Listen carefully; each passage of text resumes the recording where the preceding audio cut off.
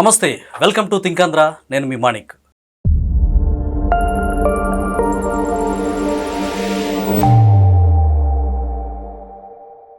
కేంద్ర ప్రభుత్వానికి తమిళనాడు రాష్ట్రానికి మధ్య విభేదాలు కావచ్చు, గొడవలు కావచ్చు చాలా కాలంగా జరుగుతూ ఉన్నాయి. ముఖ్యంగా భాష విషయంలో హిందీని బలవంతంగా మా రాష్ట్రం మీద రుద్దాలని చూస్తున్నారు, దక్షిణాదిపై రుద్దాలని చూస్తున్నారు.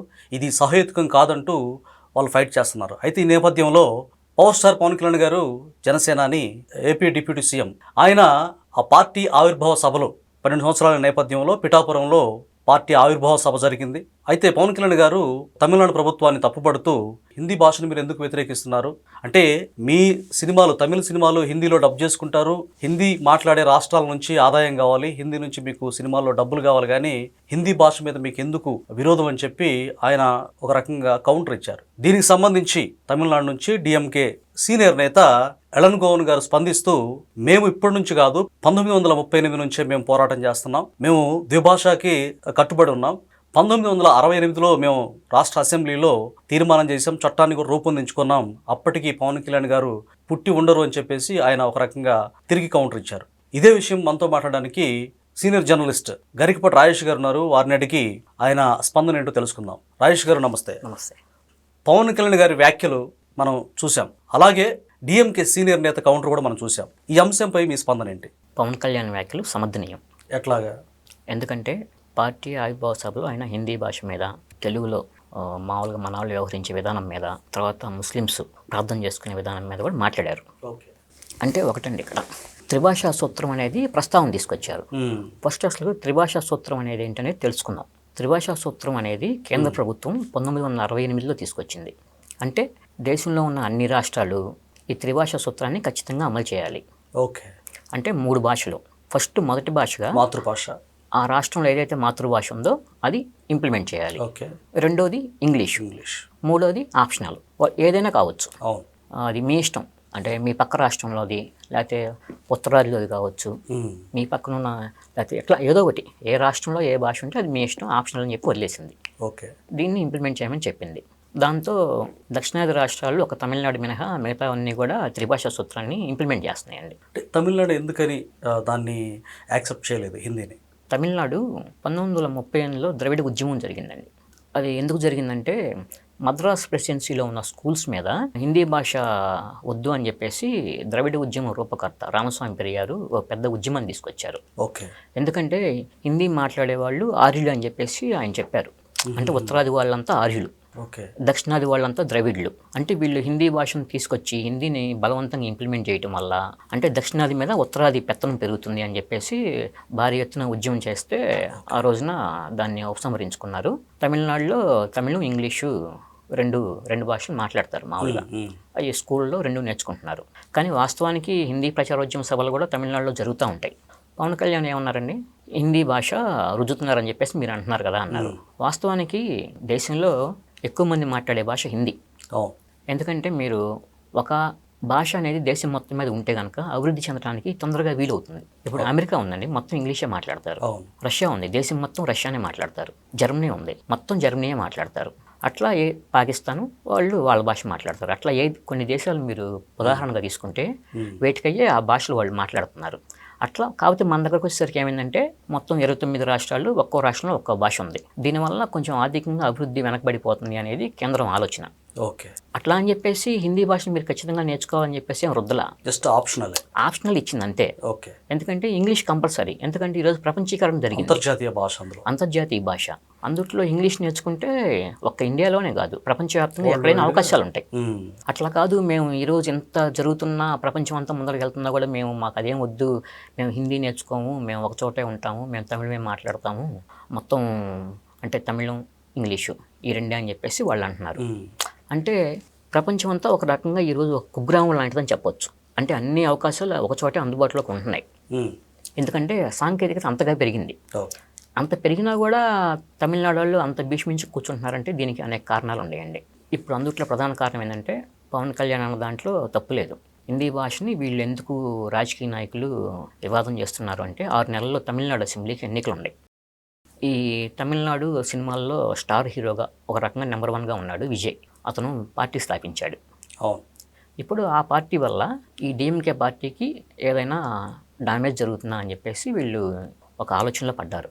దాంతో విజయ్ పార్టీ ఒకటి ఉంది, మరోవైపు అన్నా డిఎంకే ఉంది, కాంగ్రెస్ ఏమో డిఎంకేతో పొత్తులో ఉంటుంది, మరోవైపు బీజేపీ ఉంది. రేపు ఒకవేళ బీజేపీ, ఎందుకంటే విజయ్ కూడా ప్రచారంలో ఎక్కడికన్నా వెళ్ళినప్పుడు కూడా డిఎంకేని టార్గెట్ చేసుకుంటున్నాడు కానీ అన్నా డిఎంకే అని అంటలా. అన్నా డిఎంకేతో పొత్తు పెట్టుకొని విజయ్ పోటీ చేసే అవకాశం ఉండొచ్చు అని చెప్పేసి రాజకీయ విశ్లేషకులు భావిస్తున్నారు. బీజేపీతో కాదు, విజయ్ పార్టీ అను అన్నా డిఎంకే ఈ రెండు కలిసి పోటీ చేసే అవకాశం ఉండొచ్చు అని. ఈ రెండు కలిసి పోటీ చేస్తే అన్నా డిఎంకేకి మామూలుగా క్షేత్రస్థాయిలో చాలా బలమైన కార్యకర్తలు కానీ వీళ్ళంతా ఉన్నారు.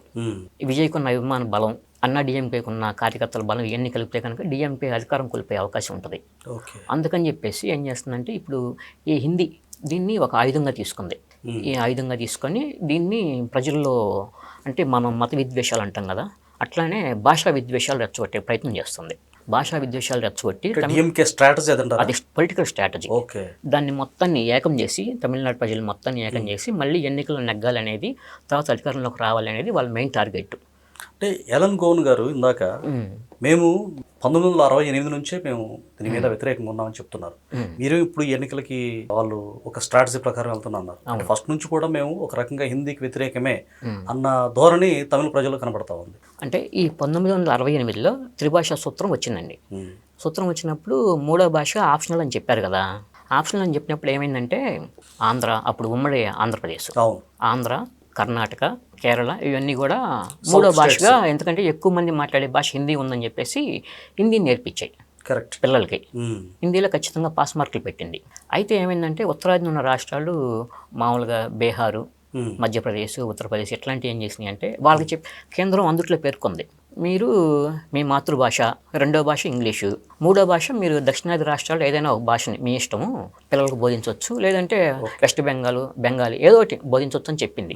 అయితే ఉత్తరాది రాష్ట్రాలు ఏం చేశారంటే వాళ్ళు వాళ్ళ హిందీ ఫస్ట్ లాంగ్వేజ్, ఇంగ్లీష్ ఈ రెండు నేర్పించి దక్షిణాది భాషల్ని వదిలేశారు. అది కారణంగా చూపిస్తుంది డిఎంకే.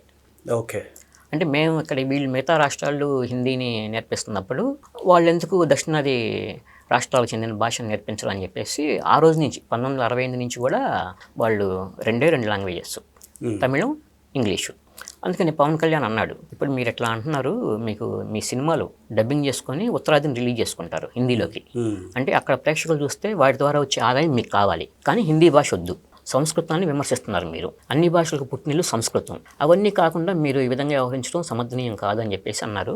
అది పవన్ కళ్యాణ్ వ్యాఖ్యల్ని అందరూ సమర్థిస్తున్నారండి. పవన్ కళ్యాణ్ గారు హిందీ రాష్ట్రానికి సంబంధించిన వ్యక్తి కాదు, అవును, తెలుగు వ్యక్తి. అంటే సౌత్ ఇండియాలో ఒక రాష్ట్రమైనటువంటి ఆంధ్రప్రదేశ్ సంబంధించిన డిప్యూటీ సీఎం గారు, ఆయన పని కట్టుకొని స్పందించాల్సిన ఆవశ్యకత ఏమొచ్చిందంటారు? అంటే అక్కడ బహుభాషా విధానం అనేది భారతదేశానికి మొత్తం ఉండాలి, బహుభాషా విధానం అనేది కంపల్సరీగా భారతదేశానికి ఉండాలి. అట్లానే ఈ త్రిభాషా సూత్రం కేంద్ర ప్రభుత్వం తీసుకొచ్చింది కాబట్టి దీన్ని ఇంప్లిమెంట్ చేయాలి. అందుకే సంబంధం అంటున్నారు, పవన్ కళ్యాణ్ గారికి సంబంధం ఏంటి?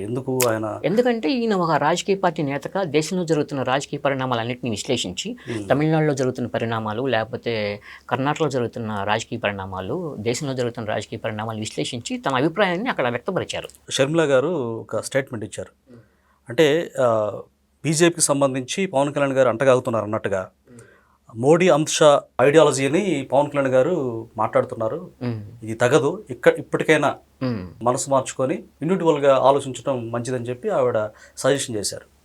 సో నిజంగానే షర్మిల గారు ఆరోపించినట్టుగా అమిత్ షా, మోడీ ఆధ్వర్యంలో పవన్ కళ్యాణ్ గారు వాళ్ళ గైడెన్స్లో నడుస్తున్నారా అని అందరూ అనుకోవటమే కానీ, వాస్తవానికి తన సొంత పార్టీ పెట్టి కొన్ని అధికారంలోకి రాకపోయినా కూడా తన సొంత సినిమాల ద్వారా వచ్చిన పారితోషికంతో పార్టీని నడిపించుకుంటా ఎవరి మీద ఆధారపడకుండా వచ్చి ఇవాళ ఉప ముఖ్యమంత్రి అయ్యారు, ఒక కూటమిని అందరూ ఏర్పాటు చేసుకొని ఉన్నారు.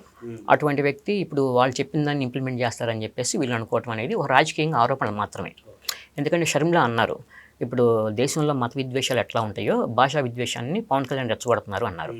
అక్కడ పవన్ కళ్యాణ్ అన్నది ఏముంది, మామూలుగా మీకు హిందీ వద్దని అంటున్నారు, అట్లాంటప్పుడు బీహారు, ఉత్తరప్రదేశ్లో కార్మికులు, హిందీ మాట్లాడే కార్మికులను తీసుకొచ్చి మీకు పని చేయించుకుంటారు, వాళ్ళు కావాలి, అట్లానే మీ సినిమాలకి హిందీలో డబ్బింగ్ చేసినప్పుడు వాళ్ళ ద్వారా వచ్చే డబ్బులు కావాలి, అంతేగాని భాష పిల్లలకు నేర్పంటే మాత్రం మీకు తప్పైందా? అందుట్లో తప్పే ఉంది. మామూలుగా భాష ఎప్పుడైనా మనకు మాతృభాష అనేది బాగా పర్ఫెక్ట్గా వస్తేనండి మిగతా భాషలు రావటం చాలా సులువు అవుతుంది. అయితే ఆయన చెప్పారు. అట్లానే మన ముస్లిమ్స్ ఒక ఎగ్జాంపుల్ కింద చెప్పారు. వాళ్ళు డైలీ నమాజ్ చేస్తారు, వాళ్ళు అరబిక్లో చేస్తారు. అట్లా అని చెప్పేసి వాళ్ళు అరబిక్ వద్దని లేదుగా, అరబిక్ని యాక్సెప్ట్ చేశారు.